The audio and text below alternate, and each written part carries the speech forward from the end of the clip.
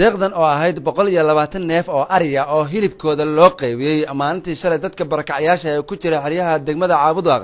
ayaa ahayd mid ay soo dhiibeen shacabka wadanka Ciraaq waxaana ay ugu talagaleen in maalinta farxadda Ciidul Adha ay la qaybsadaan shacabka Soomaaliyeed gaar ahaan kuwooda dhibaataysan ee ku jira xeryaha barakacayaasha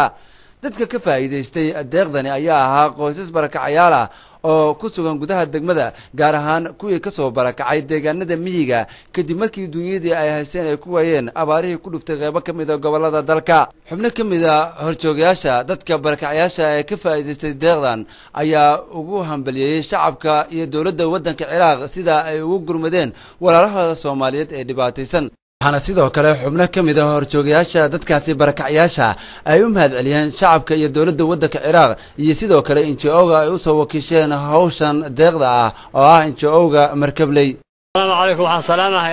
dadka muslimiinta ee ku nool Ciraaq anoo ah gudoomiyaha kaamka Belegesh Maxamed Xuseen Mire waxaan ku salaamahay caadal Quraan 114 Quraanka Kariimka Rabbigeen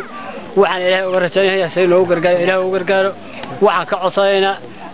هذا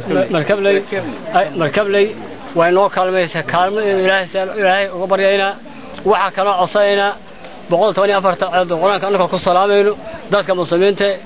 وحن أباهنا هلبك بس ما بهني وحن أباهنا النفقة أباهنا شاشب أباهنا بيان أباهنا دول أباهنا ذاتك رعاق ذاتك مسلمين ته وحن كعصينا صنفل ضدك اللي سوق قارسين waxaan ku salaamayna caadal quraanka kariimka Rabbiga waan ku salaamayna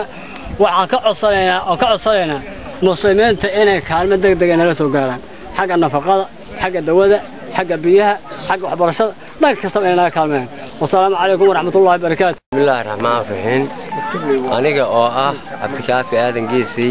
gudoomiyaha xerada barakacayaasha ee dayacan waxaan u mahadcelinaynaa walaalaha iyaga muslimiinta oo Ciraaq baan u mahadcelinaynaa marka koobaad marka labaad waxaan u mahadcelinaynaa Markabley waxaan codsanaynaa Semberi baahidu inta waa ka badan tahay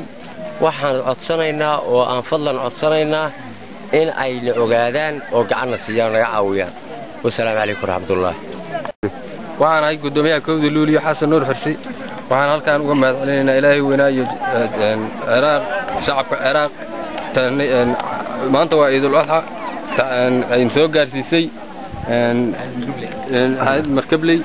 waxaan gaar ahaan uga sii mahadcelinaynaa shaqaalaha iyo dadka garanaysa muslimiinta oo dhammaan soo gaarsiiyay assalaamu calaykum waraxmatullaahi wabarakaatuh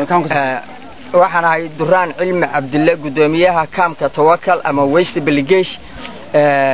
waxaan halkaan la isugu yimid xafladan ah deeqda ulxiyada ah oo walaalaha iyo reer Ciraaq noogu deeqeen annagoo ah IDB-yada degmada Caabudwaaq waliba waxaan aad ugu sii mahadcelinayaa Markabley aad ugu sii mahadcelin Xiray Maxamuud Cabdisalaam oo ah wakiilka NGO-ga Markabley oo deeqdani guddoonsiinayay horjoogayaasha dadka barakacayaasha ayaa ka warbixiyay deeqdani bismillaahir rahmaanir rahiim ilaahay ayaa mahad kale maanta waa maalin ciid ah waa maalin ummadda Soomaaliyeed ee ummadda Islaamka meel kasta waxa way aad maanta u faraxsan yihiin halkaan aad sidoo aragtaanba waxa aan rabnaa inaan ku bixino arigan oo aan rabnaa inaan ugu deeqno dad masaakiin oo ah barakacayaal oo ku ilaa 4 xeelo ah xeryahaas oo kala ah dayacan Belegesh Tawakkal iyo Luuliyo arigaas oo tiriiso dhan tahay 120 neef ayaan rabnaa maanta inaanu u qalo dadkaas masaakiinta ah sidoo kale waxaan mahadcelinaynaa dadka soo gaarsiiyay shacabka reer Ciraaq oo walaalahood u soo kalmeeyay oo maanta farxadda inay ka qayb qaataan maanta maanta aan doonayo inay maanta farxaddaas ka qayb qaataan ummadda Soomaaliyeed kala qayb qaataan iyo hay'adda Markabley Relief and Development oo ayadana loo soo marsiiyay waxa way deeqdaas ayaan maxaan celinayaa mahad ballaaran assalaamu calaykum waraxmatullaahi wabarakaatuh kastaba haatee waa markii ugu horeysay oo dadka barakacayaasha ay ku jira xeryaha ku yaala gobolka Galgaduud ay helaan deeq ka timid shacab weynaha wadanka Ciraaq waxaana wakiilka hay'adda Markabley uu sheegay in deeqdani ay ka qaybin doonaan qaybo kamid ah deegaanada ku yaala bartamaha dalka Cabdikariin Axmed Burhan Somali National TV Caabudwaaq.